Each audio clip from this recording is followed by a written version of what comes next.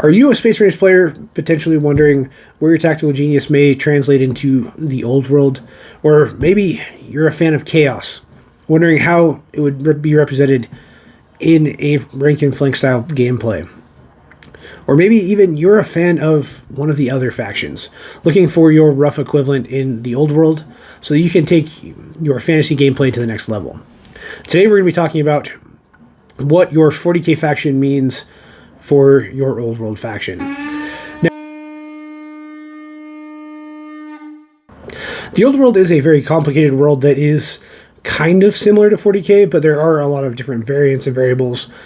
So your 40k faction may not always translate into an old world army, and that is perfectly fine. But today we're going to dive into the list I made, which will be linked below, that breaks down the basic one-to-ones, what would be the easiest jump for you if you're dedicated to a faction in 40k. This list is not comprehensive. There's a lot of variables, so please look in the comments below, see if there's any other input that came from other people.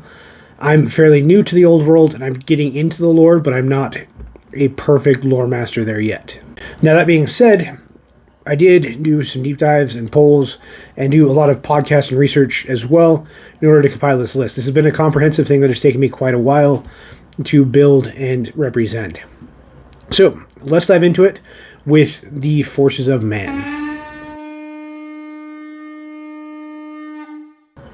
Now, the Forces of Man break into three major factions. These factions are very different and very similar at the same time. They have a bunch of different traits and skills that they use, and depending on which 40k faction you play, they may be a good alternative.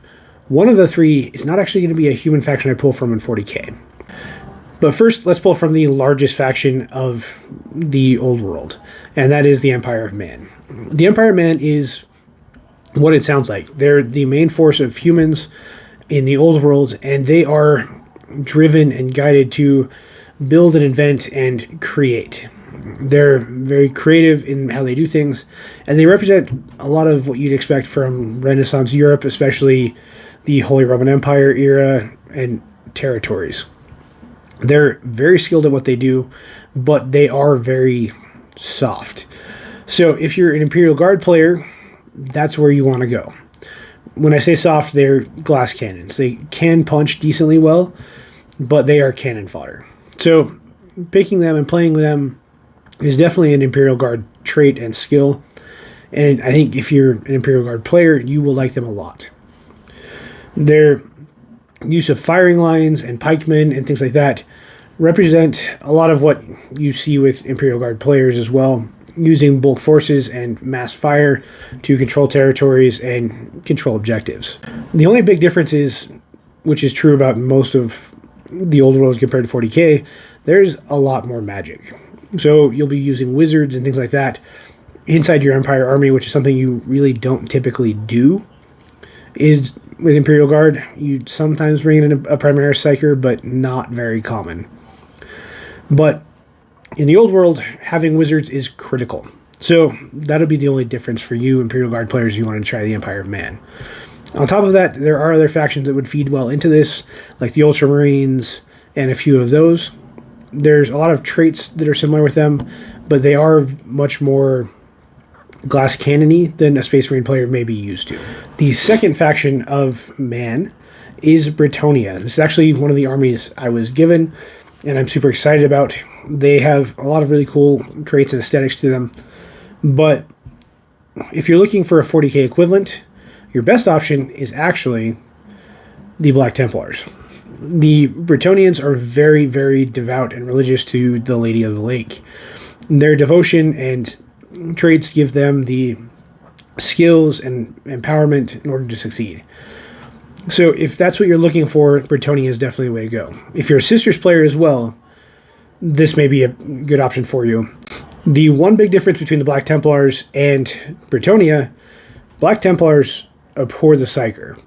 And Bretonnia, they use wizards and prophetesses and things like that quite frequently. So magic will be a thing you can use if you're playing Bretonnia. Now, the Empire of Cathay is technically a human structure, although it's led by dragons and is very, very open and welcoming to pretty much anybody who's willing to join them and serve them properly.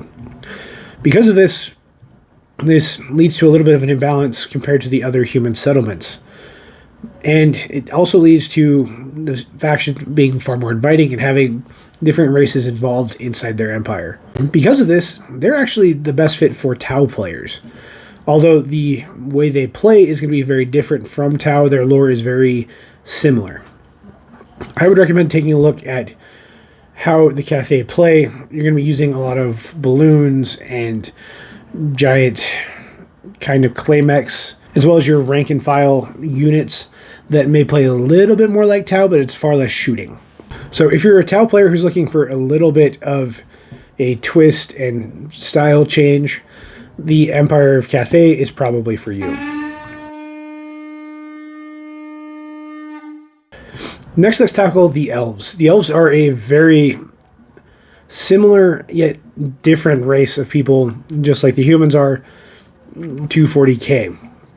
In the Old World, there are three main factions of Elves: the High Elves, the Wood Elves, and the Dark Elves. These Elves are very similar to their 40k counterparts. Because of that, the High Elves are almost the fantasy one-to-one for Craft World Eldar. There's a lot of very similar traits and skills. There's minor lore differences, and some large lore differences as well. But the playstyle and the feel is very, very similar. So if you're a Craft World player and you're wanting to move over to the Old World, try High Elves. Now, if you're a Eldari player but you don't play Craft Worlds and you play one of the other branches like Harlequins, Exodites, or one of the other smaller factions, the Wood Elves are probably going to be your best bet. They play kind of like a mix between the Harlequins and the Exodites, although there's less dinosaurs. So going the Wood Elves route may be the best option for you, and I think you'll probably enjoy it. It has a lot more whimsy and playthrough, kind of like you get with the Harlequins, and you get the tree folk, whose names escape me right now, that fight alongside them, giving them kind of that Exodite feel. So checking them out may be your best option as well. Now, probably the most straightforward option when it comes to Elves is the Dark Elves. The Dark Elves are literally the Drukhari, but fantasy version. There's a lot of very deep similarities when it comes to death and torture and darkness. So if you're a Dark Elf fan in one, you're going to be a Dark Elf fan in the other. So I definitely recommend checking them out. You guys may not have noticed lately, but I've been working on leveling up my YouTube channel to a whole new level. And because of that, the tool I've been using to do that has reached out to me and actually wants to affiliate with me, which is wonderful. And that is vidIQ. vidIQ is a software that specializes in leveling up your YouTube channel. It's been a long YouTube journey for me, and I'm not here because I want to blow up and become YouTube famous. That's not what I want. I'm here because I like to share my passion for Warhammer 40k lore and talk about the things I can't really talk about with my friends. A lot of my friends who play Warhammer 40k are a lot more casual than I am when it comes to lore, and being able to do these deep dives and talk about lore accurate armies and things like that isn't something I can do in my daily life. So I'm here. And because of that, I wanted to find all of you guys that are the same way. And that's what drove me to vidIQ. vidIQ is an amazing tool that gives you access to thumbnail idea generators, script outline generators, which we're actually using for this current video. It also helps you with a lot of the back-end stuff, things like tags and keywords and making sure your descriptions are accurate and detailed. All these little things are little minor tricks that help me find more of you. In the last few months since I've started doing this, I've had multiple videos reach over 5,000 people, which beforehand, if you go look, even a year ago, I was reaching maybe 100 if it was a good video. So vidIQ has really made a difference and helped me refine my skills through various trainings and tools so that I can share my videos and my love with you guys. So if this is something that intrigues you, if you want to be able to share your videos and your interests with more of the general public, there's a link down in my description that will take you to an awesome affiliate site and help you guys get set up. There are free options as well as different paid options that you can do, and I definitely recommend checking them out and figuring out what's best for you. Now let's get back to the video that vidIQ helped me create. Now, the next one is the Dwarves. The Dwarves are another one that's pretty similar. A lot of the dwarf lore was taken straight into the Leagues of Votann. They have a lot of similarities and traits, including being very anti-magic and not able to be affected by magic anywhere near as much. So if you're a League of Votann player, the Dwarves are definitely for you. But if you're also an Imperial Fist player or someone like that who likes their big bricks of solid troops, the Dwarves are actually probably for you as well. Yes, I know changing away from humans may be a little bit rough, but they play very similar to how Imperial Fist players play. This could also be true with the Ultramarines and a few others like that, but it leads to a lot of the similar fighting styles and natures that you enjoy in 40k. So if you're one of those factions as well, check out the Dwarves, check out their rules, and see what you think. Next are the factions of Death. Now there's one faction I bumped to Chaos because of later lore, but they can fit in here as well. I'll address that when we get there. So the two major Death factions are the Tomb Kings. The Tomb Kings are literally the fantasy version of Necrons. It's a straight one-to-one, including the war between the kings and the way they resurrect and things like that. So, Necron players, Tomb Kings are for you. Absolutely go for it. You'll enjoy them, I'm 100% certain. They're also just as annoying to paint and to build. Now, the next one is going to be the Vampire Counts. The Vampire Counts are a very interesting faction as well because they're a weird combination between the Blood Angels and the Death Guard. You have a lot of undead and things like that, which harkens to the Death Guard, but you have a very vampiric, regal nature to a lot of the faction as well, which leads into the Blood Angels. So you can take the army different directions. You probably want a hybrid somewhere in the middle. But if you're into that gothic, dark, undead monster feel, the Vampire Counts are definitely for you. So Blood Angels, depending on why you play Blood Angels, if you're a Death Company guy, you're probably going to like the Vampire Counts. Same with if you're a Death Guard or a Nurgle fan. Although Nurgle may come up a little bit later as well. I think the undead ratio and things like that fits more in the Vampire Counts, but there's been a lot of changes to that as well recently, so we'll discuss that in a minute.